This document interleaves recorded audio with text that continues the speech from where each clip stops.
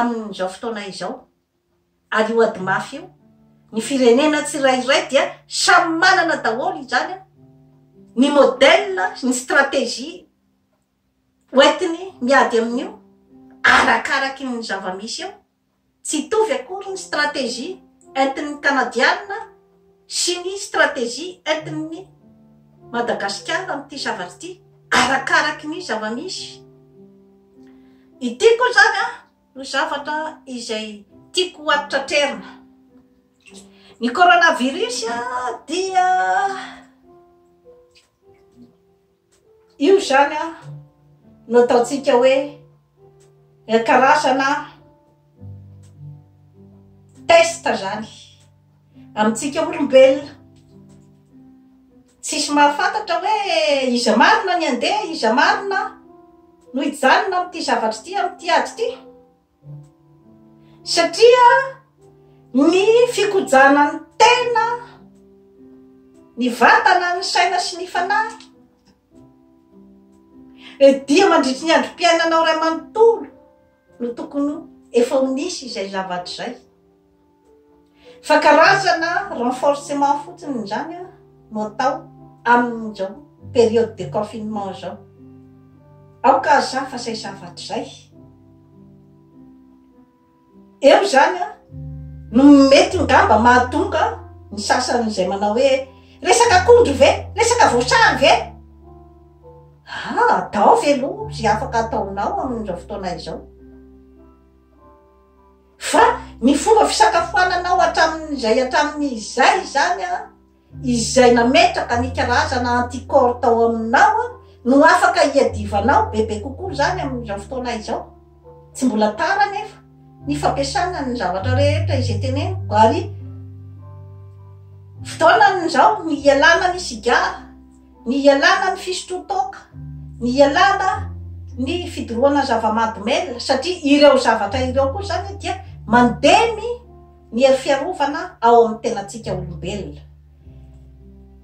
Inona koa ny zavatra hafa izay mandemy ny anticorps dia ny fikorontanan-tsaina, ny tebiteby isan'andro izay miainatsika hatramin'izay. Iza moa ny olona tsy anana olana fa samy manana ny fomba fanalan'ny olana, samy manana ny famahan'ny olana.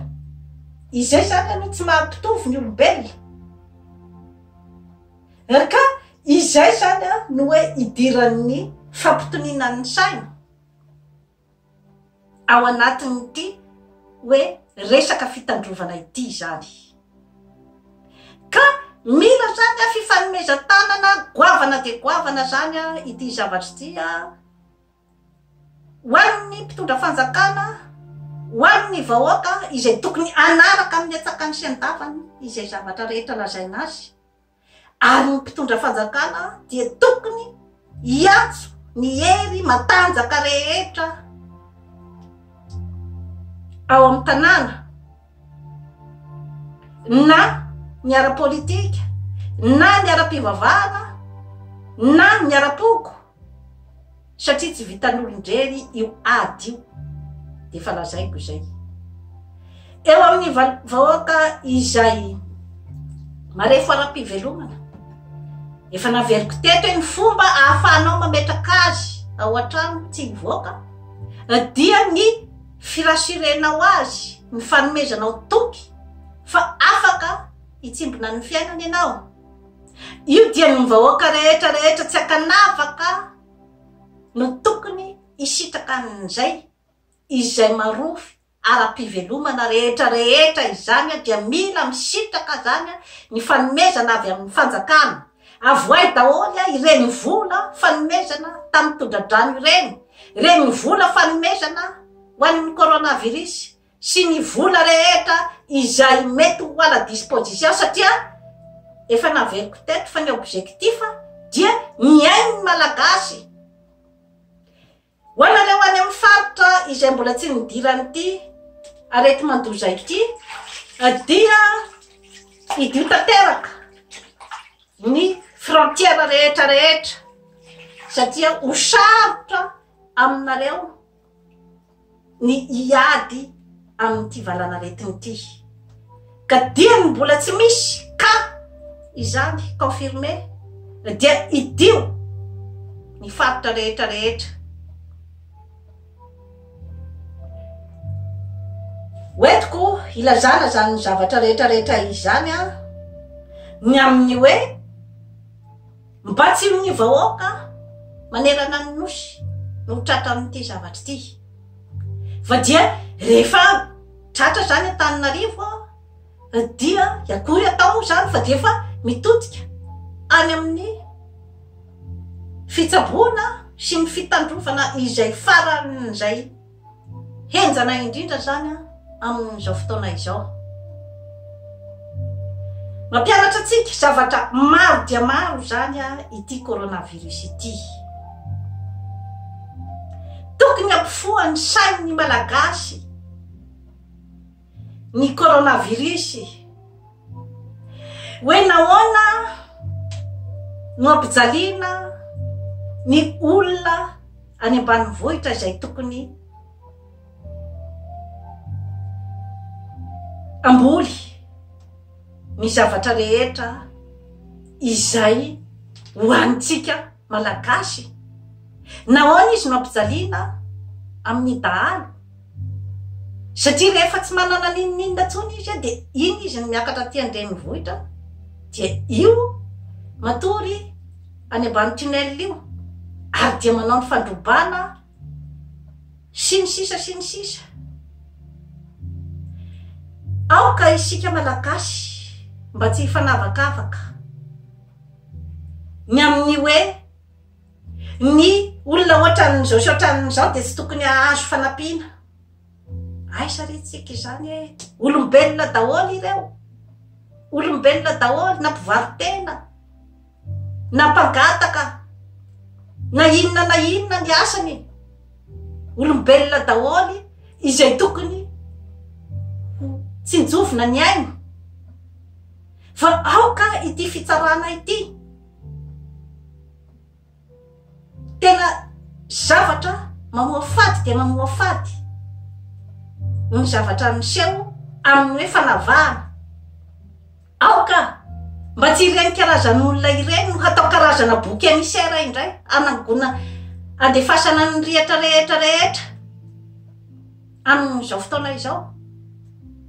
Fa jereo hoe inona zany no anavotana ny ain'ny malagasy amin'izao fotoana izao. Ny malagasy tsy akanavaka na iza dia eo ambany fifehezan'ny filohan'ny republika daholo ny malagasy tsy akanavaka amin'izao fotoana izao. Ka dia raisy ny andraikitra inona ny objectif ny ain'ny olombelona aloha amin'izao fotoana izao. Ataovy izay ampipetraka azy any an-trano amin'ny fomba rehetra rehetra fa satria izay ihany no ahafahana tsy mampivoaka ny olona ny fanomezam-pitokisana azy. Ny olona rehetra rehetra izay tokony ampiana na ny mpandraraha na ny mpivarotra na izay olona rehetra izay tsy afaka mampidibola zany amin'izao fotoana izao dia tokony ampiana daholo izany. Izay tsy afaka mamokatra ivelan'ny trano dia tokony ahazo ny famatsiana arabola daholo.